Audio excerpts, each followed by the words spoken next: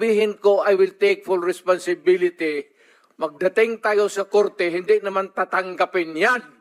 Well, Mr. Chair, and if the resource person could keep his volume and pitch to a normal trying level. to pin me down on Mr. Chair, you are pinned down by your own statements you of cannot- October. you have to pin me Mr. down Chair. low.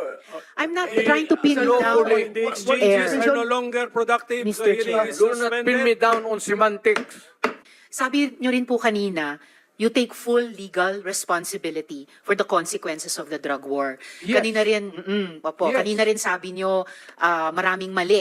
No? So, halimbawa, si Kian De Los Santos, menor de edad, hindi armado, nagmamakaawa, pero pinatay ng mga pulis sa drug war. Oh. Do you take responsibility for the death of Kian De Los Santos? The Criminal Act, hindi naman siguro. The death. You take responsibility for his death.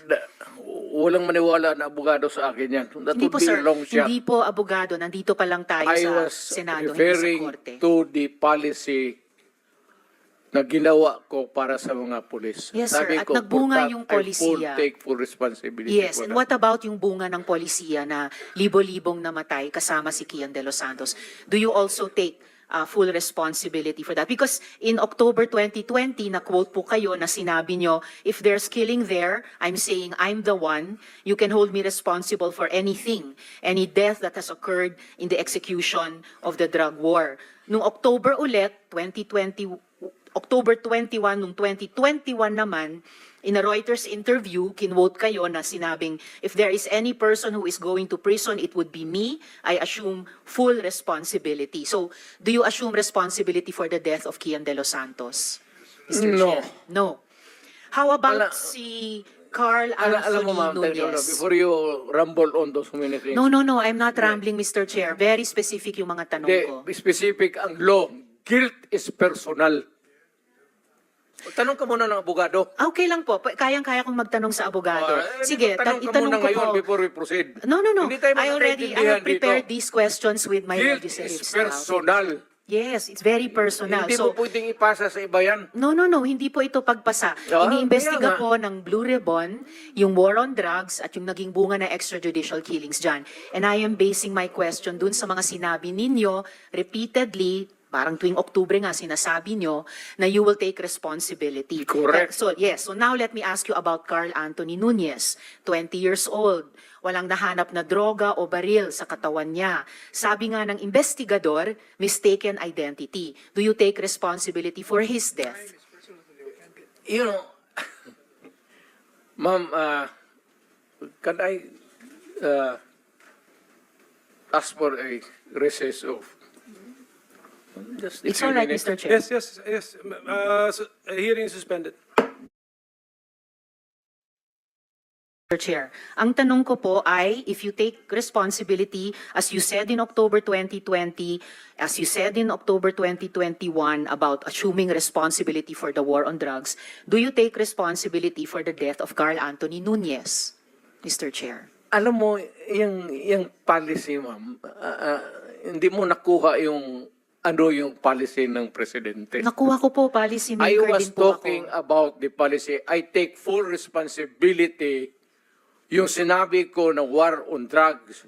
You said, Pero sir, kung you can hold me magpasok responsible ka ng for any death. specific crime, Yes, sir. You spoke hindi about pwede yan. you spoke about At specific saka, crimes. kung sabihin ko, I will take full responsibility, magdating tayo sa korte, hindi naman tatanggapin yan. Well, Mr. Chair, and if the resource person could keep his volume and pitch to a normal trying level. to pin me down on Mr. Chair, you are pinned down by your own statements you of cannot- October. you have to pin me Mr. down Chair. low. I'm not trying to pin you down lawfully. on The air. exchanges are no longer productive. Mr. The hearing Chair. is Do not pin me suspended. down on semantics. Okay.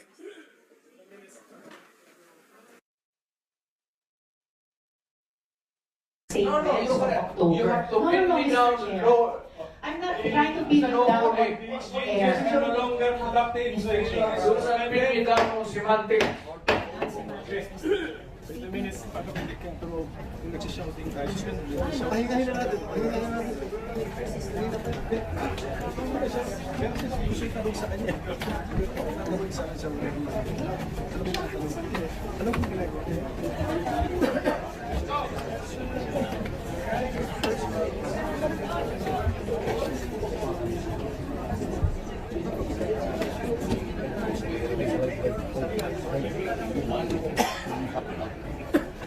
Sumisigaw sa taas. Sumisigaw sa taas. Dapat bantayan ako sa ayaw, yung mga ano.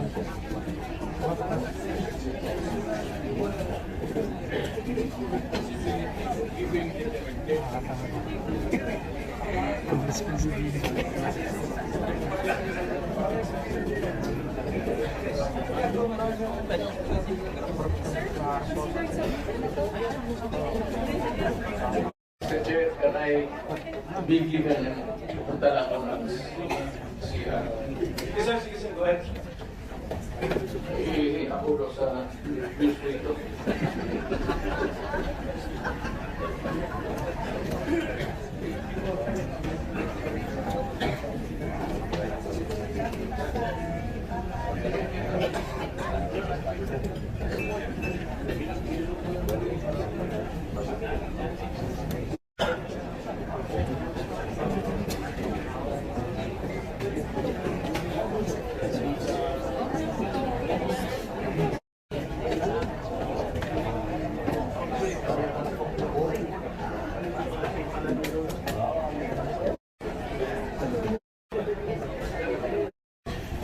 Okay, so the former president is already here. Our hearing is hereby resumed. Senator Rotiveros has the floor. Salamat kayo, Mr. Chair. By resumed, Senator Rotiveros has the floor. Salamat kaayo, Mr. Chair.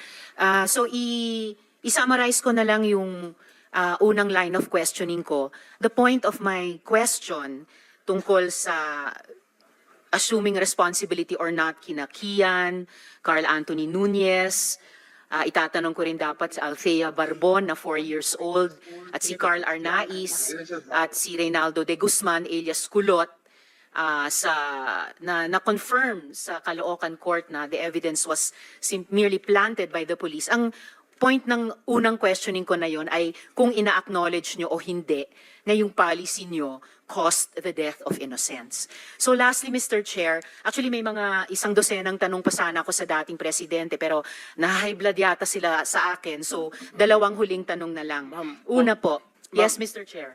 Ganun lang siguro kasi excited lang ako. First time ako naka-appear ng Senate. But walang personalan yan. It has nothing to do with you, yung character ko. Yung boses ko lang kasi excited.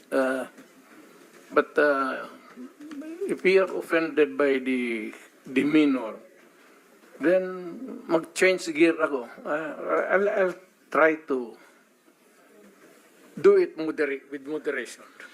Salamat kaayo, Mr. Continue, ma'am. Chair. Continue. Salamat kaayo, Mr. Chair. At saka, Hindi, sandali, ma'am. Mr. Ganito, Chair. and I'm addressing lahat kayo. Taga-probinsya po ako. Hindi ninyo pwede akong masumo na papaulit-ulit. Pag ginawa ninyo yan, isnabin ko kayo. Wala akong pera. I am not that rich na mag-travel dito sa aeroplano. Mahal yan. I am, nabubuhay ako sa retirement pay ko. So, pati itong pamasahe ko, retirement pay ko yan. Wala akong negosyo ever since. Gobyerno lang ako. I have been an employee of government ever since. Kaya, I do not have my public life is open to everybody. So, magastos masyado, ma'am. Kaya, kung maaari lang, tapusin natin ito hanggang bukas. Huwag na tayong umalis dito. Thank you, Mr. President. Salamat kaayo, Yes, Mr. sir. Chair. So- Tapusin talaga natin ito. Tapusin natin ito dito ngayon. Huwag tayong umalis dito hanggang umaga. Umabot man tayo hanggang umaga bukas. Huwag tayong umalis dito. Tapusin natin dito. Okay, Mr. President.